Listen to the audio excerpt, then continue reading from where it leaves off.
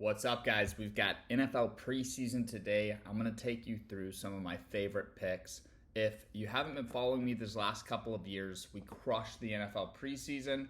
It's a small sample size. It comes and goes. It's only 3 weeks now. I wish it was 4. It really sucks that they cut it down. But I figured out that you can actually watch all the coaching interviews and you can anticipate how much playing time each quarterback's going to get, especially when the coach says one thing but he doesn't really mean it. And what I mean by that is, like, sometimes a coach will say, yeah, I really want to get the starters a couple of series, or I want to get them, at least a quarter. And really, the truth is, if the starters are high profile, they're not going to play a full quarter. The best example I can give of that is like this Cincinnati offense right here. The Cincinnati offense is expected to play a full quarter or quarter and a half. I just think once they get out there, once Joe Burrow gets hit a little bit, even if it's just like not even a full tackle, a sack, but it's something like close to getting hit, that coach is going to not put his team back out there the next series. They're gonna pull the starters. So it is stressful. It is risky because Joe Burrow can get 65 passing yards in one throw, right? But things like that are angles that we can take to profit. So I just don't think that Jamar Chase and Joe Burrow are going to play enough to go over these numbers. So these are two right here that I would look at playing under. And there's a ton of picks, guys. I'm going to post more picks on my Winnable to my subscribers. But these are just things that I'm looking at that I'm thinking about right now. Ashton Jeanty, to me, is the whole Raiders offense. That's their workhorse. They're going to need him to be healthy during the season. Ashton Jeanty is going to be very similar to our Omari and Hampton pick in that Hall of Fame game last week. Everyone was picking Omari and Hampton because he's the star rookie. He's going to be their RB1. But when a team knows that that's going to be their RB1, they're not going to run him very many carries. So I think Ashton Jeanty might get 2 or 3 carries tops. Now, with 3 carries, he can get 22 yards. So that is the danger, but you got to take the less here. Everybody's taking more. You see there's 21,000 people that have picked this. They're taking the more. We're going to take the less. And I actually like this correlation here because as soon as Joe Burrow comes out, Jamar Chase is coming out. Both of them are going to come out at the same time. So if they both stay in the game a long time, which I don't think will happen, but it's possible, if they both stay in the game, then you'd want to do more and more. Now, that's an interesting look. When you go more and more, 5.25x. So the payout goes up a little. It's interesting. I don't really understand why Prizepicks does that, but things like that are important to recognize and to pay attention to going into the season. So let's take the less, which is what my first instinct is, $5 to win $25. Let's lock this in. I really like that play. That's a nice 3-man. Now, keep in mind on Prizepicks, guys, whenever I lock that in, it's $5 to win 25. The name of the game on Prizepicks is just win 25% of the time on those 3-mans. So if you're getting 5x, all you have to do is win 1 and 4, and you're going to profit. A lot of people don't understand that. They'll see me lose 3 picks in a row, and they'll freak out, and it's like, dude, as long as I'm winning enough to profit, we're good, and the account balance is going to go up. I'm limited to 5 $5 picks a day, and I have over $1,000 in the account. I'll show you guys this just to give you another example here.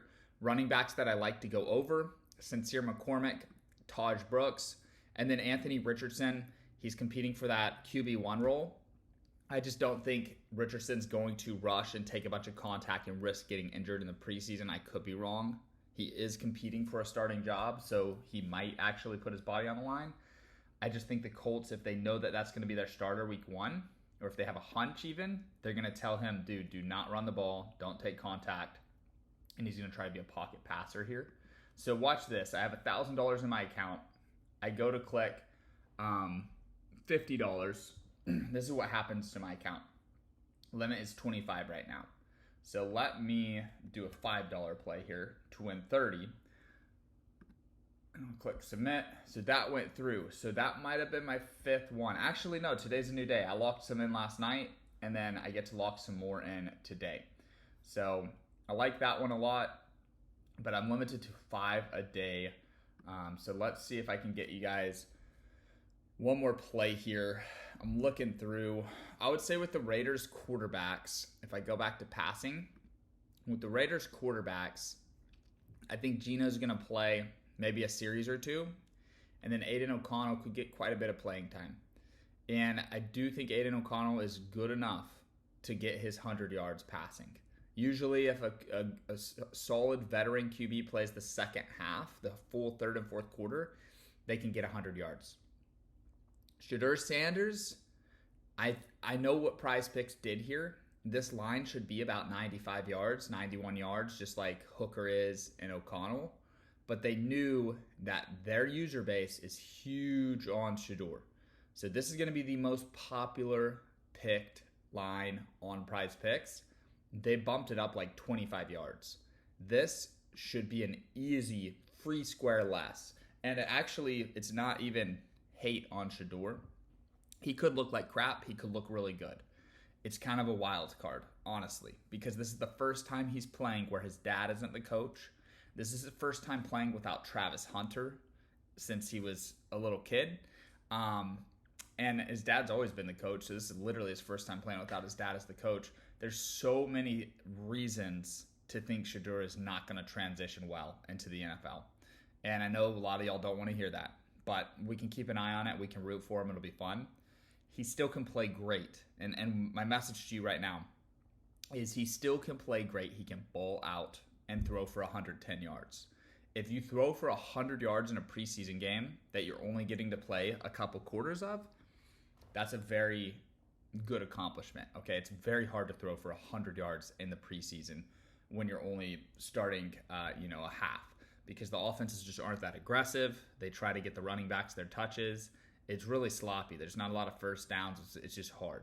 So 120, really hard to get. I would be all over this one.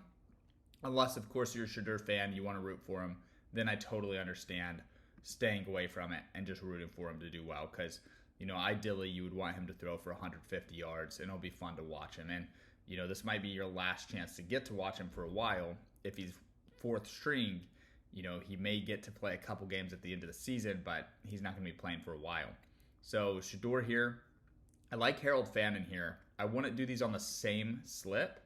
But I do think that when Shedeur does get in the game, Harold Fannin's going to be his safety blanket, going to be his tight end that he feeds. And I don't know what quarters Harold Fannin's going to play, but I would imagine he's probably going to play most of the game since they have David Njoku. This guy is like one of the best receiving tight ends in college football, by far the number one receiving tight end in college football last year. One of the best ever, honestly. But he did it at Bowling Green, so a smaller conference. Now with Tennessee, this is going to be something to monitor. I'm probably not going to put too much money on this, but I could see Tennessee. This is what I was talking about earlier in the video with high profile versus rookie quarterback. Yes, Calvin Ridley is their receiver one. Yes, Cam Ward is their franchise quarterback. But because they don't have playoff expectations and they're in a rebuilding phase, you might see Tennessee let their starters play a full half because there's really no punishment if their starters get hurt. Like, you don't want your players to get hurt ever, but it's not like they're trying to win a Super Bowl this year. So with their starters, they may actually play them a bit more than other teams. So if you want to take a big name receiver to go over, I would do Calvin Ridley here. But I'm not jumping on that. I'm more so going to watch how that one plays out so I can see for next week. Brock Bowers here, man. I really do want to take all these superstars under. I mean, I don't know why they would play Brock Bowers much of this game at all. The best tight end in football last year. You'd have to be insane to play him longer than a series. I don't know why they would play him even one snap. But let's take this one, this two-man right here. So those are a couple free plays for you guys. You can mix and match those. Remember, the name of the game, guys, when we're doing two-mans is to simply just win enough to profit. Same with three-mans and four-mans too. But understand the two-mans will pay 3x. The three-mans will pay 5 to 6x. So even if all of these picks I just gave you lost and one wins, we can still profit. So risk the same amount across every lineup that I give you, and you will profit.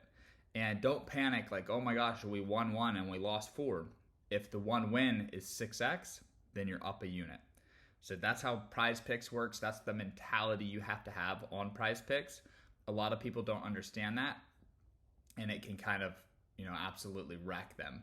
So let's see if I can get on here.